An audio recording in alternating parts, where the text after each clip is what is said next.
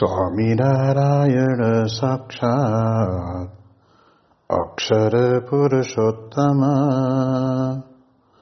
સર્વેભ્યઃ પરમં શાંતિં આનંદં સુખમર્પયેત. શ્રી સ્વામિનારાયણ ભગવાનની જય. શ્રી અક્ષર પુરુષોત્તમ મહારાજની જય. શ્રી ગુણાતીતાનંદ સ્વામી મહારાજની જય. શ્રી પ્રમુખ સ્વામી મહારાજની જય. શ્રી મહંત સ્વામી મહારાજની જય. પ્રગટ ગુરુ હરિ પરમ પૂજ્ય મહંત સ્વામી મહારાજની આજ્ઞા અને આશીર્વાદથી આપણે બધાએ શ્રાવણ માસ અંતર્ગત નિત્ય પ્રાતઃ કથાનો લાભ લઈ રહ્યા છીએ. આજે આપણા માટે ઓગસ્ટ મહિનાની 18મી તારીખ અને રવિવારનો મહાપવિત્ર દિવસ છે અને 1342મી સભા થાય છે. અને કહત હૈ સહજાનંદ એ વિષય ઉપર 993મો દિવસ થાય છે. ગુરુ હરિ પ્રમુખ સ્વામી મહારાજના ધામ ગમન નિમિત્તેની આપણી 5 દિવસીય પારાયણને વિશેષ કરીને સમજવાનો આપણે પ્રયત્ન કરીએ છીએ. જેની અંદર આપણે જાણીએ એ પ્રમાણે ગઈકાલના દિવસની અંદર ભગવદ ભાવ, જેને કહેવાય કે સાક્ષાત ભગવાનની વિશેનો ભાવ સ્વામીશ્રીના જીવનની અંદર આપણને ડગલે ને પગલે દેખાતો રહ્યો છે. આજે આપણે સ્વામીશ્રીના જીવનની અંદર રહેલા અનંત કલ્યાણકારી ગુણ, એમની અંદર એક મહત્વનો ગુણ છે જેને આપણે નિષ્કામ ધર્મ કહેવામાં આવે છે, જેને બ્રહ્મચર્યનું યથાર્થ પાલન કરનાર સત્પુરુષ એવા પ્રમુખ સ્વામી મહારાજના જીવનમાંથી પ્રસન્ન પડેલા આપણા જે પ્રસંગો છે તેનું આપણે રસપાન કરીશું. ભગવાન સ્વામિનારાયણે પોતે વચનામૃત ગઢડા મધ્યના 33ના વચનામૃતની અંદર કહ્યું છે કે એ નિષ્કામ ધર્મ જેના જીવનની અંદર દ્રઢ હોય એ અમને ગમે છે. એના હાથની કરેલી સેવા પણ અમે સ્વીકારીએ છીએ. અને આપણે ત્યાં કહેવાયું છે કે નિષ્કામી તે નારાયણ રૂપ છે. જન્મસિદ્ધ જમના જીવનની અંદર નિષ્કામ ધર્મનું યથાર્થ પાલન કર્યું હોય એવા ગુણાતીત ગુરુવર્યોની ગૌરવ ગાથામાં આપણો અંતઃકરણ પણ જો એ મહિમાને વિશેષ સમજે અને ગાવાના કે સાંભળવામાં કે સ્મૃતિ કરવામાં બરાબર રત રહે તો જરૂર એ વ્યક્તિના જીવનની અંદર પણ નિષ્કામ ધર્મ દ્રઢ રહે છે. આપણે જાણીએ છીએ કે લંડનની અંદર જ્યારે પ્રમુખ સ્વામી મહારાજ પોતે પધાર્યા હતા, 1995ની સાલનો પ્રસંગ છે.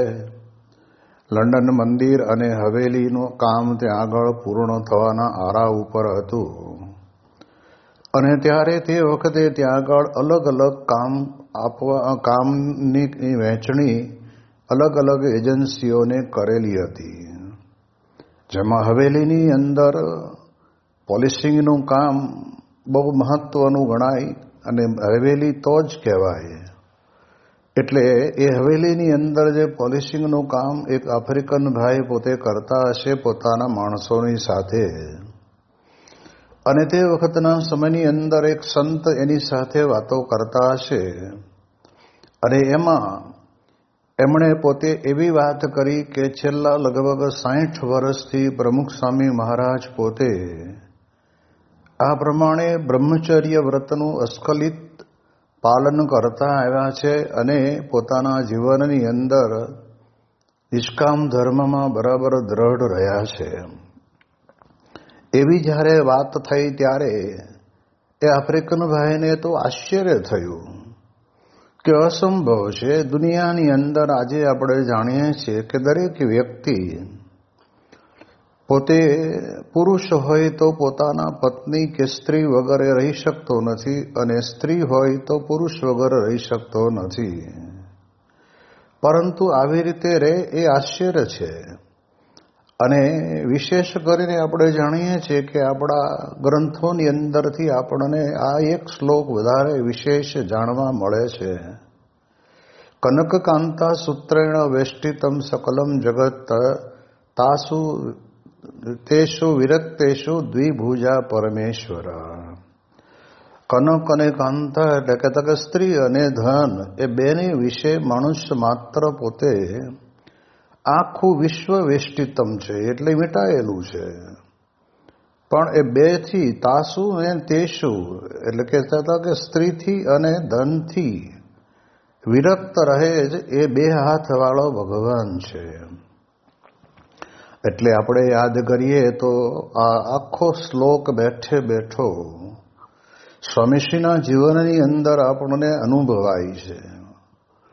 અને ત્યાં એટલાની અંદર પ્રમુખ સ્વામી મહારાજ પોતે એમની એક બહુ જ વિશિષ્ટ ખાસિયત હતી કે જે હંમેશને માટે જે તે મંદિરની અંદર જાય ત્યારે આખા મંદિરની અંદર બધી જ જગ્યાએ આંટો મારી લે અને જોઈ લે અને ક્યાં શું કરવા જેવું છે અને શું કહેવા જેવું છે એ પણ કહી દે.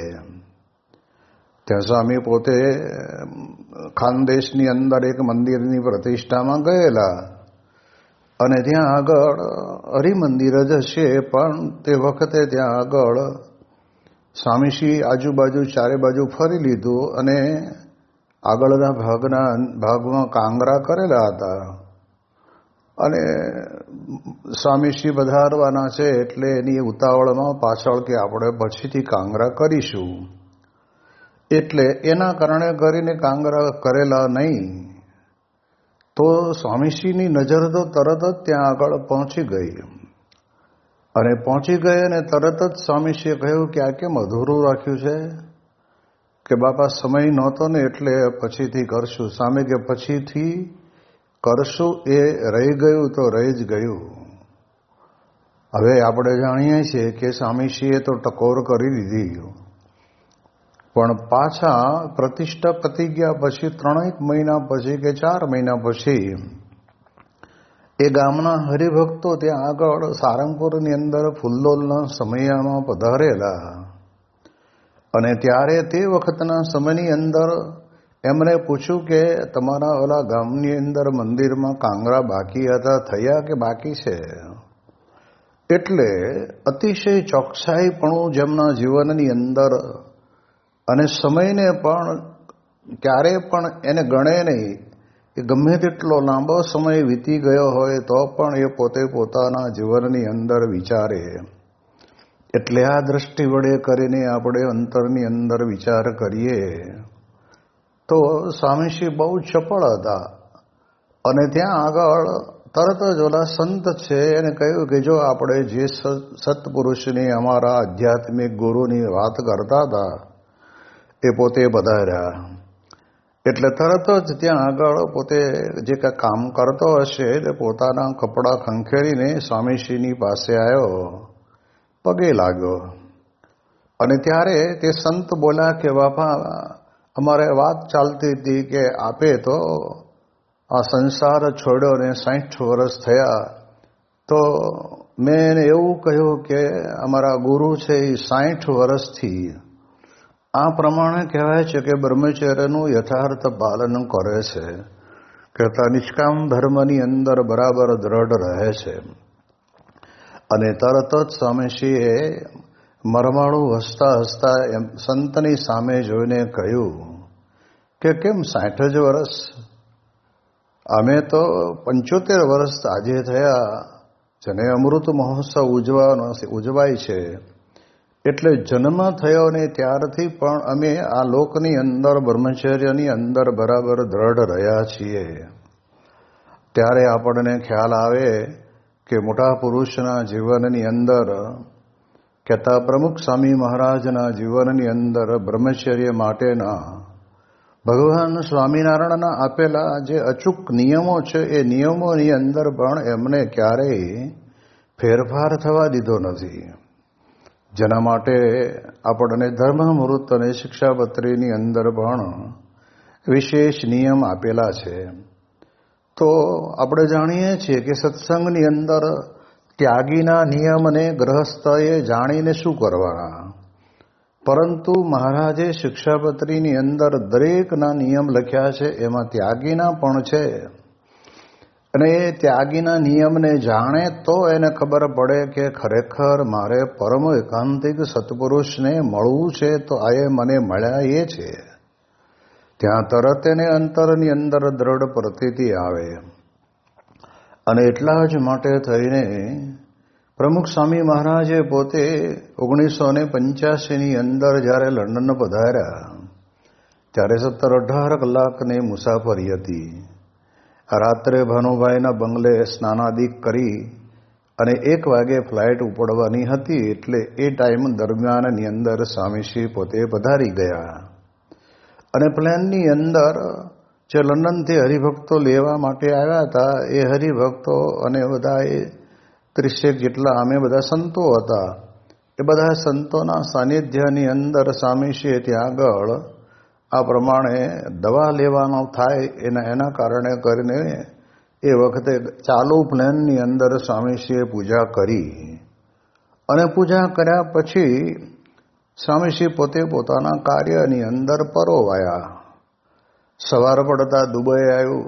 દુબઈથી પછી ત્યાં આગળ ઠાકોરજીને નાસ્તા પાણી ધરાયા.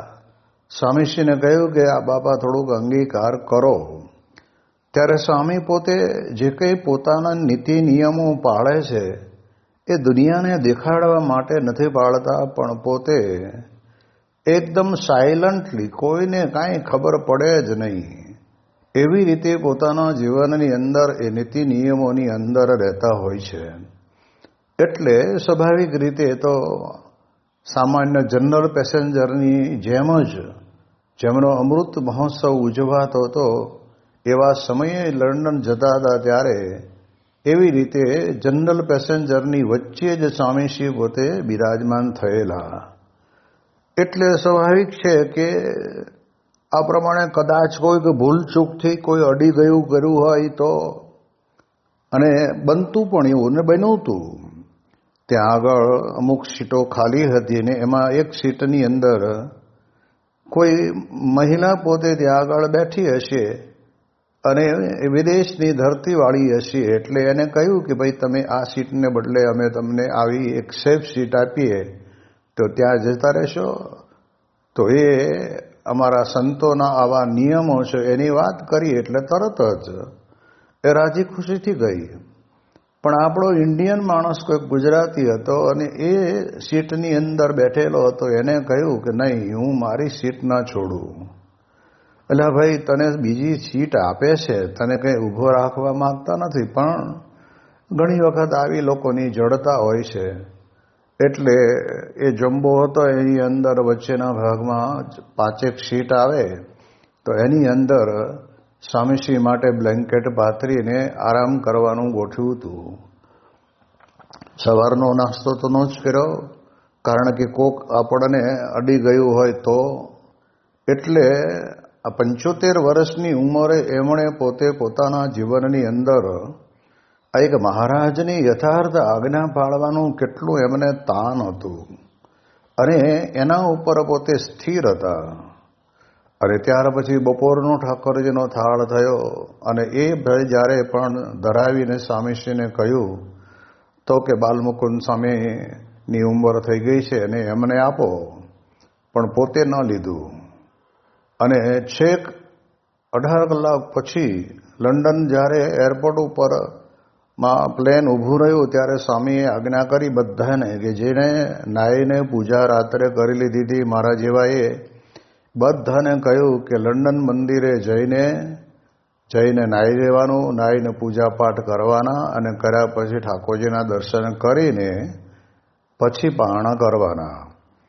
તો જો એમના અંતરની અંદર આ એક પોતે પણ પાળે અને બીજાની પાસે પણ પળાવે, એટલે આવા એક આ મહારાજના જે વચનો છે, મોટા પુરુષની જે ઈચ્છા છે, એ પ્રમાણે સ્વામીશ્રી પોતે વર્ષો સુધી એવું જીવન જીવ્યા છે. અમેરિકાનો પ્રસંગ આપણે બધા જાણીએ છીએ કે જ્યારે સ્વામી બાપા પોતાના ઉતારેથી સભામાં જવા માટે નીકળ્યા અને ત્યારે તે વખતના સમયની અંદર રસ્તામાં કોઈક નાની એવી છોકરી ત્યાંથી પસાર થઈ હશે અને એ વખતે સ્વામીશ્રીને સહેજ શંકા જેવું લાગ્યું હશે, એટલે કશું બોલ્યા નહીં અને રસોડાની અંદર ઠાકોરજીને પ્રસાદીના પુષ્પ બધા પ્રસાદ ઉપર પધરાવી અને ખૂબ સારી રીતે બધા હરિભક્તો જમી શકે અને ખૂટે નહીં એવી પ્રાર્થના કરી અને સ્વામી બાપા સભામાં પધાર્યા. સભાની અંદર પણ એમના મુખારવિંદ ઉપર કંઈ આપણને કોઈને વિશે અણગમો નથી દેખાતો. એનું કારણ છે કે આવું થયું હોય ને ત્યારે તો હવે ઉપવાસ જ કરવાનો થાય, એટલે એ દ્રષ્ટિએ કરીને પ્રમુખ સ્વામી મહારાજ સભામાં પણ એવી જ રીતે બેઠા જાણે આપણે કાયમ માટે ભેગા રહેતા હોઈએ એવી રીતે. અને જ્યારે પછી આશીર્વાદ આપી અને ઉતારે વધાર્યા ત્યારે સીધા જ બાથરૂમની અંદર સ્નાનાદિક ક્રિયા કરવા માટે ગયા. સેવકો સમજી ગયા કે સ્વામીને મન કંઈક આજે આ પ્રમાણે કોઈ અડી ગયું હોય એવો એને આભાસ થતો લાગે છે, એટલે નાઈને વળી પાછા ભોજન માટે બેઠા પણ ખરા. પત્તર આવ્યું, થાળ આવ્યો, પણ ધીરે રહીને પ્રમુખ સ્વામી મહારાજે એવી સરસ મજાની પોતે યુક્તિ કરીને કહ્યું કે આજે મને સહેજ પણ ઈચ્છા થતી નથી. અને ત્યારે વિવેક સાગર સ્વામી પોતે ભેગા હતા, એટલે એમણે કહ્યું કે સ્વામી હું પણ ભેગો હતો અને તમને કદાચ એવું લાગ્યું હશે કે એવી બાળકી ત્યાંથી દોડતી દોડતી ગઈ, એ કદાચ અડી ગઈ હશે એવું તમને લાગે છે, પણ હકીકતની અંદર અડી નથી. અને ત્યારે પ્રમુખ સ્વામી મહારાજ પોતે એવું બોલે છે કે મને સહેજ શંકા જેવું લાગે છે. હવે આપણે યાદ રાખીએ કે પોતાના બ્રહ્મચર્યના નિયમ, જે બ્રહ્મચર્યને દ્રઢ રાખવા માટે નિયમરૂપી જે વાડ છે ને, એને પણ પોતે કેટલી સજાગતાથી રાખે છે. અને શંકાનો, જેને કહેવાય શંકા જેવું લાગે છે, એનોય ઉપવાસ કરી નાખે છે. ત્યારે આપણને ખ્યાલ આવે કે મોટા પુરુષના જીવનની અંદર આવા પ્રસંગોમાં ખબર પડે. એનાથી આગળ આપણે જોવા જઈએ તો પ્રમુખ સ્વામી મહારાજ પોતે વર્ષો પર્યંત રહ્યા અને હજારો હરિભક્તોને, નાના મોટા બાય ભાઈ દરેકના દિલની અંદર બેઠા હોય, અથવા તો હરિભક્તોને નાના મોટા બાય ભાઈએ પ્રમુખ સ્વામી મહારાજને પોતાના હૃદય સમ્રાટ બનાવ્યા હોય, તો પણ આપણા સત્સંગનો રેશિયો જોવા જઈએ તો 40% પુરુષોનું આ પ્રમાણે કહેવાય છે કે એનું સંખ્યા ગણાય, અને મહિલાઓ જેને દૂર રહેવાનું છે, સ્વામીશ્રી સાથે વાત કરવાની નથી કે નથી કોઈ દિવસ ક્યારેય સ્વામીશ્રીના અંગનો સ્પર્શ થવાનો, તો પણ એ રહેનારી આવી મહિલાઓ એટલો બધો ભક્તિભાવ એ પોતે અંતરથી કરે અને સ્વામીશ્રી પ્રસન્ન થાય એના માટે તપશ્ચર્યા કરે, ઉપવાસની સાંકળ કરે, એકટાણા કરે, માળા કરે, પ્રદક્ષિણા કરે, શાસ્ત્રોના વાંચન કરે, આ બધું જ કરે. પણ સ્વામીશ્રી પોતે આપણે જાણીએ છીએ એ પ્રમાણે જે કરે છે એ ભગવાનને પ્રસન્ન કરવા માટે કરે છે એમ સમજીએ, અને એ પ્રમાણે કહેવાય છે કે સ્વામીશ્રીના જીવનની અંદર દ્રઢ રહેતું. એટલે એટલા માટે થઈને આપણે જાણીએ કે નિષ્કામ ધર્મ છે એ અતિ મહત્વનો ધર્મ છે. અને પ્રમુખ સ્વામી મહારાજના જીવનની અંદર છેલ્લા શ્વાસ સુધી આપણે બધા જોતા જ આવ્યા છીએ કે સ્વામીશ્રી પોતે અને કોઈ પણ પ્રકારનો દંભ કરીને નહીં, એકદમ નિર્દંભ ભાવે કોઈને દેખાડી દઉં, કોઈને આંજી દઉં, કોઈની પાસે આવું પ્રમાણે વર્તીને બીજાનું ખરાબ દેખાડું, એવું કાંઈ જ નહીં. પોતે પોતાના અંતરની અંદર એક જ વિચારથી પોતે કે મહારાજની આજ્ઞા છે અને આપણે ત્યાગી થયા એટલે બ્રહ્મચર્યનું યથાર્થ પાલન કરવાનું જ હોય, એટલે એ દ્રષ્ટિએ કરીને પ્રમુખ સ્વામી મહારાજના જીવનની અંદર આ બ્રહ્મચર્યનું યથાર્થ પાલન વિદેશની ધરતી ઉપર જ્યારે જ્યારે જ ગયા છે ત્યારે, અથવા તો દેશની અંદર જ્યાં આગળ આપણી સ્ત્રી પુરુષ મર્યાદા ન સચવાતી હોય ત્યાં આગળ સ્વામીશ્રી પોતે જતા નથી.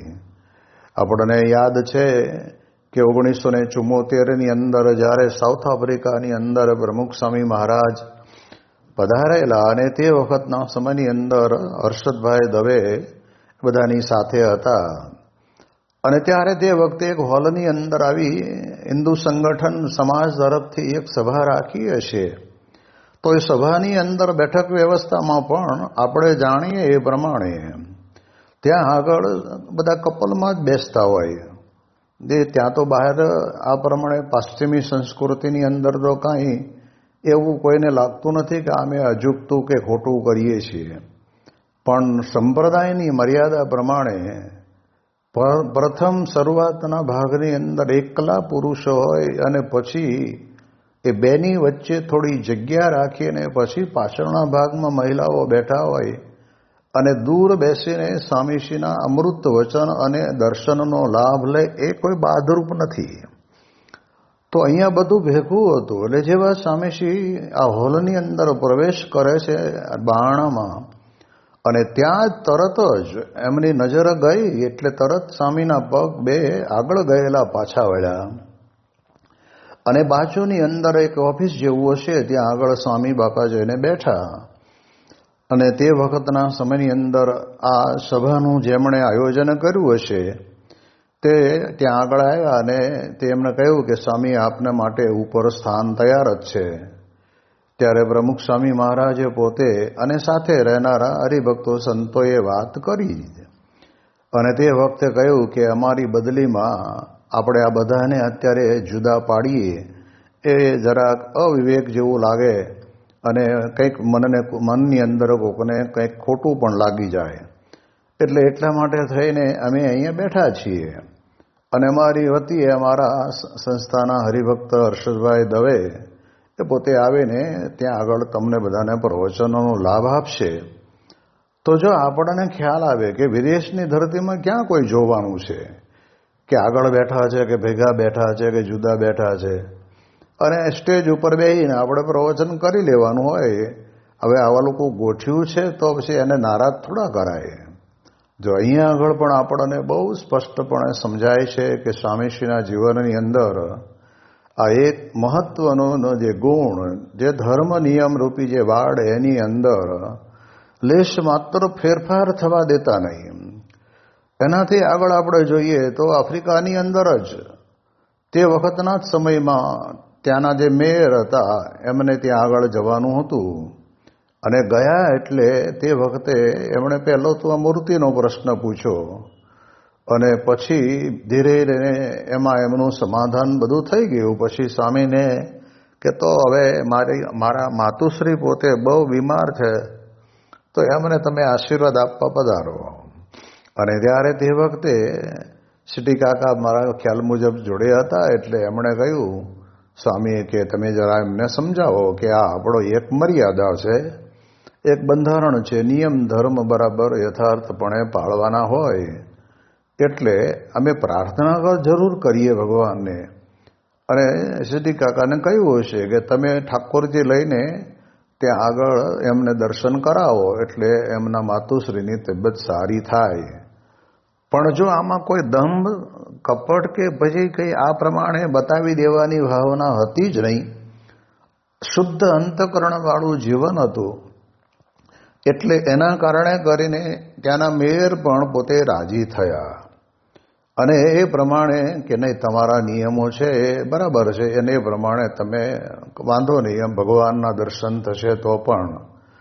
એટલે સ્વામીશ્રીના જીવનની અંદર આ એક વાત બહુ સ્પષ્ટપણે આપણને દેખાય છે. અને આપણે જાણીએ એ પ્રમાણે 2016ની સાલમાં અમેરિકાની અંદર રેડિયો સિટી હોલની અંદર એક બહુ જ મોટું અમેરિકા માટેનું એક પ્રોગ્રામ કહેવાય કે જે પ્રોગ્રામની અંદર સ્વામીશ્રી પોતે બધાની આશ્ચર્ય ઉપજાવે એવી રીતે નીચેથી ઉપર આખું સ્ટેજ ઉપર આવે અને સ્ટેજ સાથે સ્વામીશ્રી ઉપર વધારે અને ત્યારે એવો એક ભવ્ય કાર્યક્રમ ત્યાં આગળ કરેલો હતો.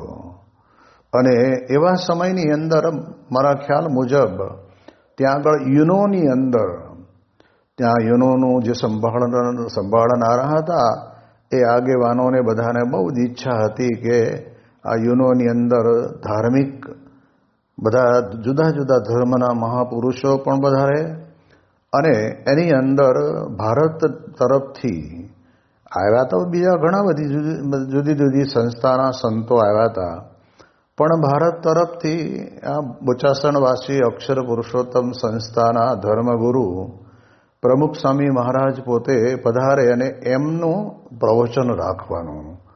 હવે આ યુનોની સભાની અંદર તો ખરેખર કેટલાક ધર્મગુરુઓ પોતાની સાથે એની પ્રણાલિકા પ્રમાણે સેક્રેટરી તરીકે કેટલીક મહિલાઓ પણ રાખતા હોય છે, તો એ સાથે ને સાથે જ હોય. અને કેટલાક ધર્મગુરુઓ મહિલા ધર્મગુરુ પણ હોય. અને આ વાત બરાબર ત્યાં આગળ આયોજન કરતા હતા એ બધાને ખબર પડી એટલે આ પ્રશ્નનું નિરાકરણ કેવી રીતે લાવવું, એટલે એ યુનોની અંદર જે કામ કરતા હતા એમને કહ્યું કે આ બેઠક વ્યવસ્થા બધી અમે ગોઠવી દઈએ, અમારા કાર્યકર્તાઓ આવીને નામ સ્ટીકર સાથે લગાવી અને બેઠક વ્યવસ્થા કરી દેશે. એટલે પાછળના ભાગની અંદર બધા મહિલાઓ અને આગળના ભાગની અંદર બધા ધર્મગુરુઓ પુરુષો એ પ્રકારની વ્યવસ્થા ત્યાં આગળ આપણા કાર્યકર્તાઓએ કરી. અને પછી સ્વામી બાપાએ યુનોની અંદર જે પ્રવચન કર્યું એની અંદર યોગીજી મહારાજને લેશ માત્ર એ પોતે ભૂલ્યા નહીં અને બોલ્યા કે અમારા ગુરુ એવું કહેતા કે બીજાના ભલામાં આપણું ભલું અને ભગવાન ભજી લેવા અને વિશ્વ કા કલ્યાણ હો. આ પ્રકારની સ્વામીશ્રીએ વાત કરી અને પ્રવચન પૂરું થયું. અને પછી ત્યાંથી આ પ્રમાણે જ્યારે ઉતારે આવ્યા ત્યારે બધા જે મુખ્ય સંતો હતા અને આયોજકો હતા એ બધાને કહ્યું કે આવો બધા હવે આ ભગવાનની ઈચ્છાથી પાર તો પડ્યું, પણ હવે જળ લ્યો હાથમાં કે આવી રીતની સભાઓ હોય ત્યાં આગળ આપણે આવો કોઈ કાર્યક્રમ ગોઠવવો નહીં. કાંઈ એનાથી આપણી મહત્તા વધી જાય એવું નથી. એ વાત બહુ સ્પષ્ટ છે. આવું જ જેને કહેવાય ને કે આ બધા તેલિયા દેશ જેને કહેવાય આરબ દેશોની અંદર જ્યાં આગળ પ્રમુખ સ્વામી મહારાજ ખ્યાલ મુજબ લગભગ દુબઈનો જ પ્રસંગ છે કે ત્યાં આગળ પધારવાના હતા અને ત્યારે એક જૈન સંપ્રદાયના મહાત્મા પોતે ત્યાં આવેલા અને એમને ખબર હતી કે પ્રમુખ સ્વામી મહારાજ પોતે અસ્ખલિત બ્રહ્મચર્યનું પાલન કરે છે અને એમની સભાની અંદર સ્ત્રી પુરુષ મર્યાદા બરાબર રહેવી જોઈએ. તો એ વખતના સમયની અંદર સંતો આવ્યા પહેલાં એમણે પોતે જાહેરની અંદર જાહેરાત કરી અને બધાની બેઠક વ્યવસ્થા અલગ કરી દીધી. અને એ પોતે બોલ્યા કે આવા જે સંત છે જે બ્રહ્મચર્યનું યથાર્થ પાલન કરે છે એવા સંત જ્યારે સ્નાન કરે ને ત્યારે એમની ચોટલીની અંદરથી અમૃતના બુંદુ પડતા હોય છે. જે બહુ ભાગ્યશાળીને મળે એવા બ્રહ્મચર્યના યથાર્થ પાલક પ્રમુખ સ્વામી મહારાજ આજે આપણી સભામાં આવવાના છે. એ પ્રકારની એમણે પોતે ત્યાં આગળ જાહેરાત કરી અને વ્યવસ્થા કરી આપી. પણ ટૂંકમાં જોઈએ તો આજીવન પર્યંત આટલો બધો મોટો બહોળો સંપ્રદાય અને આટલા બધા હરિભક્તો છતાં પણ પ્રમુખ સ્વામી મહારાજ પોતે સત્સંગની અંદર બ્રહ્મચર્યની બાબતની અંદર નિષ્કામ ધર્મની બાબતની અંદર કટિબદ્ધ અને અણિશુદ્ધ જીવન જીવ્યા. અને ત્યારે સ્વામી પોતે કહેતા કે આપણી જેટલી સાધુતા હશે ને આપણા જેટલા ધર્મ નિયમ યથાર્થ પળાતા હશે એટલો જ આપણા અંતરની અંદર આપણને શાંતિનો અનુભવ થશે અને સત્સંગનો વિકાસ થશે. સત્સંગના વિકાસ માટે થઈને એચ.એમ. પટેલે કીધું કે તમે એકલા છૂટ લઈ લો અને બધાને મહિલાઓને આશીર્વાદ આપો. ત્યારે સ્વામી બાપાએ કહ્યું કે સાહેબ તમને આમાં ખબર ન પડે. સત્સંગ નહીં વધે તો અમે એક બાજુ ખૂણામાં બેસીને પણ ભોજન કરશું, પણ મહારાજની આપેલી જે મર્યાદા છે એમાં અમે લેશ માત્ર ફેર પડવા દઈશું નહીં. તો આજે આપણે પ્રમુખ સ્વામી મહારાજના અક્ષરધામ ગમન નિમિત્તેના 5 દિવસીય પ્રવચન માળામાં આ નિષ્કામ ધર્મરૂપી પ્રવચન પ્રમુખ સ્વામી મહારાજના ચરણોની અંદર વાક પુષ્પાંજલિ રૂપે અર્પણ કરીએ છીએ. શ્રી સ્વામિનારાયણ ભગવાનની જય.